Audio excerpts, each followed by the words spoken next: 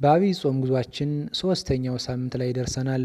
ይህ ሳምንት በቤተ ክርስቲያናችን ስርዓት ምኩራብ ተብሎ ይጠራል። ጌታችን መድኃኒታችን ኢየሱስ ክርስቶስ ወደ አይሁድ ምኩራብ ወይም ወደ ቤተ መቅደስ ገብቶ ያደረገውን ታምርና ያስተማረውን ትምህርት የምናስብበት ሳምንት ነው። ዛሬ ስለዚህ ሳምንት ምስጢርና የቤት ቅናት በላኝ ስለሚለው ጥልቅ ቃል በዝርዝር እንመለከታለን። አብራችሁኝ ቆዩ።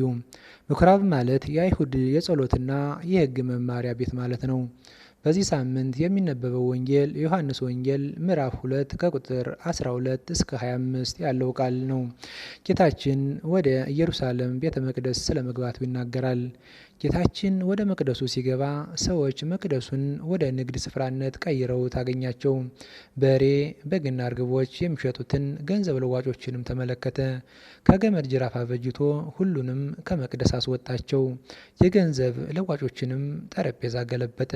የአባቴን ቤት የንግድ ቤት አታድርጉ በማለት በቅናት ተቆጣ።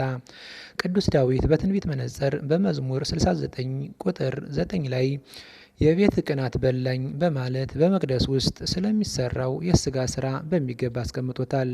ቅናት እዚህ ጋር ቁጣን ሳይሆን ጥልቅ ፍቅርንና ተቆርቋሪነትን ያመለክታል። እግዚአብሔር ለቤቱ ወይም ለቅዱስ ስፍራው ያለውን ክብር ያሳያል። ቤቱ የጸሎት ቤት እንጂ የንግድ ስፍራ እንዲሆን አይፈቅድም። በላኝ የሚለው ቃል ጌታችን ለሰው ልጆችና ለእግዚአብሔር ቤት ካለው ፍቅር የተነሳ ራሱን እስከ መስጠት ድረስ መጨከኑን ያሳያል። ቅዱስ ዳዊት የተነበየው ክርስቶስ ለቤተ መቅደሱ ቅድስና እንደሚቆረቆርና በዚያም ምክንያት ከአይሁድ ዘንድ መከራ እንደሚቀበል በግልጽ ያስረዳናል።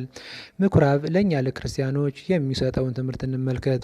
ይህ ሳምንት ለምን ይጾማል? ለምንስ ይታሰባል? የሚለውን እንመልከት። አንደኛ፣ ሰውነታችን የእግዚአብሔር ቤተ መቅደስ መሆኑን ያስተምረናል። ሐዋርያው ቅዱስ ጳውሎስ ሰውነታችሁ የእግዚአብሔር መቅደስ እንደሆነ አታውቁምን? ብሏል። ጌታችን ምኩራቡን እንዳጸዳው እኛም በዚህ ጾም ወቅት ሰውነታችንን ከክፉ ሀሳብ፣ ከትዕቢትና ከሁሉም ኃጢአት ንግድ ልናጸዳው ይገባል። ሁለተኛ፣ እውነተኛ አምልኮ እንደሚገባ ያስተምረናል።